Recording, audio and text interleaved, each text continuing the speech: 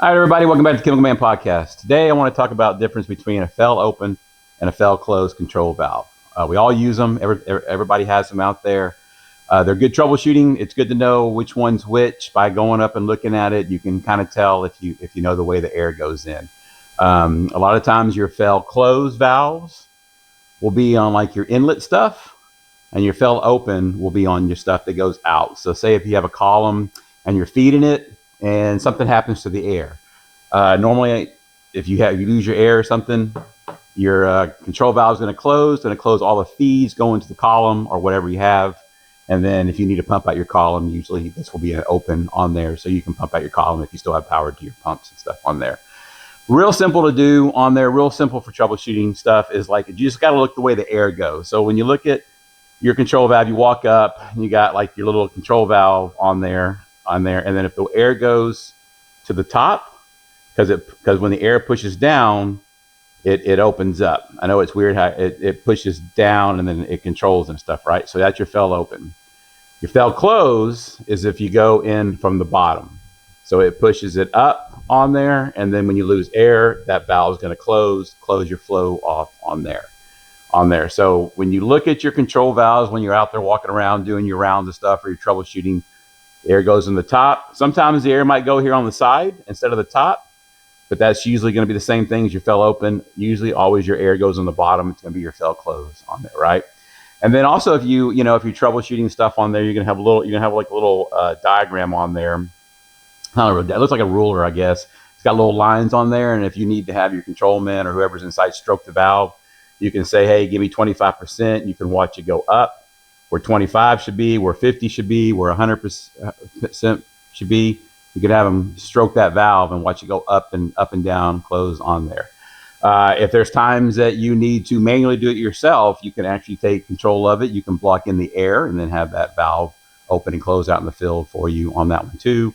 Same thing for that one. You can block in your air if you're out there. If you need to do something yourself, you can manually get that to go open and close too if you play with the air on that. A couple things to do is, when you're out there make sure you have air to your control valves, make sure it's not interlocked. There's a lot of times that you could be starting, I know it's happened to me several times, like when we have our columns, we'll put them in a water bowl mode. Okay. So when you put them in water bowl mode, it helps, it closes, it does with all the interlocks. So it closes all the main valves that don't need to be open. So like your feed coming in, it's going to close that valve. And when you're in water bowl mode, it's going to send an interlock saying, hey, I'm not able to open that valve. I can't do anything with it. So I can't let any feed in while I'm trying to do a water bowl, when you're trying to do clean the column out and stuff like that. So you might have interlock on there. Sometimes you have to do that. We've had it before where we've tried to start up and we're moving and growing and going. And we're like, man, I cannot get the feed valve open. It's showing it's open inside, but outside it's not opening, man. You sit there and you write a work order. You try to get maintenance out there. Come to find out, you're still in water bowl mode and you weren't in run mode. So when you automatically went to run mode, then everything opens, all your inhibitors, everything goes. It's just, the first time on the job, something happens. It happens. It happens to all of us over time. We forget stuff like that, right?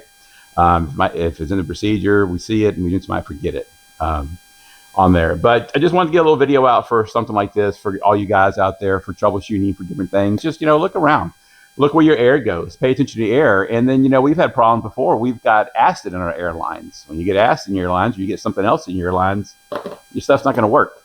Especially when it's cold. It's going to freeze. If you're working in a place with acid, you work in a place stuff like that, it's going to freeze. You can't open and control your control valves. It's a mess. It is a mess. And I've been there multiple times on that. And I do not like it when it freezes and we get something in there.